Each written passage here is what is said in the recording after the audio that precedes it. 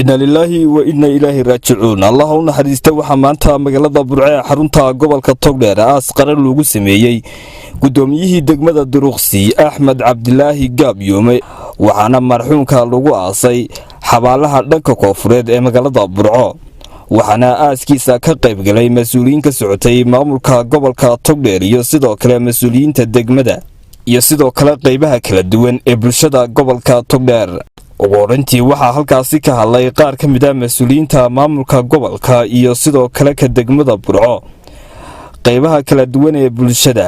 iyagoona ka waramay taariikhii Allah u naxariistay gudoomiyihii degmada Duruqsi Axmed Cabdilaahi Gaabyoome iyagoona soo isku mid ah u xusay inuu ahaa marxuum ka baxay bulshada gobolka Togdheer isla markaasina in badan ka soo qayb qaatay nabadeynta iyo sidoo kale horumarka bulshada wadagta gobolka Togdheer. Cabdilaahi alcamada wuxuu ka galay Duruqsi quraanka dugsiga hoosena wuxuu ka galay Duruqsi qaybkii tayrabkii horan wuxuu joogay iskuulka boodhka ahaa ee beereed intii dambana itmidiga wuxuu ku dhameystay Sheekh Yuusuf Farqooneen oo itmidiga uu ahaa markii dambena Sacuud Arabiya uu dhaafay Sacuud Arabiya wuxuu joogay ilaa 9 sanadood ilaa 10 sanadood Axmed Cabdilaahi ilaa intaa isku caan baan ahay maraan iskuulkan itmidiga ku wada jiray iyo maraan isku caanayn maraan Sacuud Arabiya wada joognay fadhaliyareysina farxan baa laagsan markii dambe oday waayeela oo gurgurshaaya buu ahaa ilaahay naxariistii jannada ka waraabiyo ilaa inta aanu sulqeynayna intii uu waayeelka noqday dhalinyarada iyadii mooyaane in aad iyo aad u degan cidna aan isqabsan buu ahaa ilaahay waxaanu ka baryaynaa naxariis Axmed Cabdilaahi Gaabyoome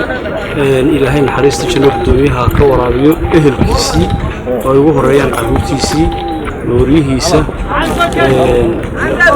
ehelkiisa kale dhammaantood samiriyeebaan saadiq ilaahay ka siiyo sidoo kale qaranka Jamhuuriyadda Soomaaliland iyo qoyskiisa gaar ahaaneed iyo degmadii uu ka ahaa odayga Duruqsi maamulkeeda iyo shicibkeeda iyagana samiriyeebaan saadiq ilaahay ka siiyo oo tacsiideynaya wuxuu ahaa gudoomiye waayaraga wuxuu isku darsaday dabeecad ilaahay subxaanahu wa tacaala rabbaani uu siiyey iyo deganaanshiyo odaytinimo waayeelnimo iyo khibrad aqooneed oo uu lahaa maamulka gacanta ku hayay muddo badan oo oday ka soo hadegay Duruqsi intii aanu soo wada shaqeynay si wanaagsan oo qiimo badan buu noola shaqeeyay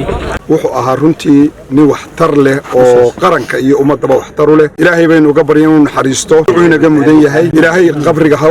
waasiciyo ilaahay su'aasha ha fududeeyo ilaahay jannadii ha geeyo gudoomiyihii degmada Duruqsi waxaan inuu ahaa nin khayr qabo oo nin wanaagsana aanu maanta shufaco uga nahay ilaahay subxaanahu wa tacaala inuu u naxariisto jannatul firdaws ka waraabiyo nin wanaagsan buu ahaa sida horeba loo soo sheegay wuxuu ahaa nin damala oo runtii gobolkan in badan tabido ilaahay subxaanahu wa tacaala waxaan leenahay jannadii firdaws inuu geeyo maanta wax kale ma awoodno waxaan awoodnaa in ilaahay weydiino ilaahay godka uu inta maanta aanu ka markaati kacayna waxa weeye aad arkaysaan inta qof isku yimi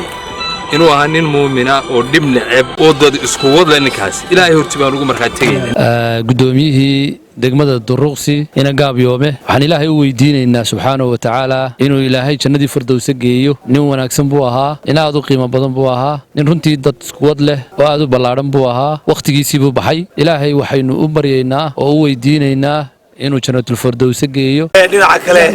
waxa la qaranka Soomaaliland waa ka saxsaynayna isagana waa mas'uul buu ahaa buuxa oo culus ayuu ahaa booliis ahaana xagga booliiskana uu naga caawin jiray inuu ahaa aad iyo aad u firfircoon oo dhan walba buuxin kara ayuu ahaa insha Allah billahi kariim waxaan leenahay ilaahay miisaanka xasraadka inta ummadiisa uu isku dadaalay miisaanka xasraadka Allah ugu daro ilaahay naxariista jannaha ka waraabiyo wuxuu ahaa nin aad iyo aad mas'uuliyadiisa iyo odaynimadiisu ay magaalada iyo deegaanka iyo gobolkaba aad ugu wanaagsanayd waqtigiisu buu dhintay qofna laba waqti ma dhimanaynin ilaahay naxariista jannaha ka waraabiyo ilaahay ubadkiisa iyo qoyskiisa iyo saxaabtiisina sabir gaar ah ka siiso wanaagsan buu ahaa qof wanaagsan buu ahaa ilaahay naxariistii janno in ilaahay ka waraabiyo sakaraadka dhaafi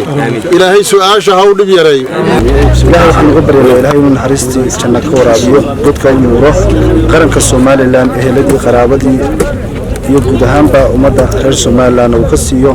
samiriye iimaan waxaan wada shaqeynay muddo 8 sano 4 sano aan gudoomiye ku-xigeen u ahaa iyo 4 sano oo odayaasha deegaanka ugu muhiimsan ahaa wuxuu ahaa nin hawshiisa ku filan oo oday ah laakiin waxa uu dadka dheeraa runtii wuxuu ahaa dulqaad wuxuu ahaa nin deegaanku gudoomiye u yahay cadaalad sameeya nin deegaanku gudoomiyaha u yahay runtii u fala Cabdiraxmaan Cabdilaahi Xasan Camar telefishinka caalamiga ee Som News magaalada Burco.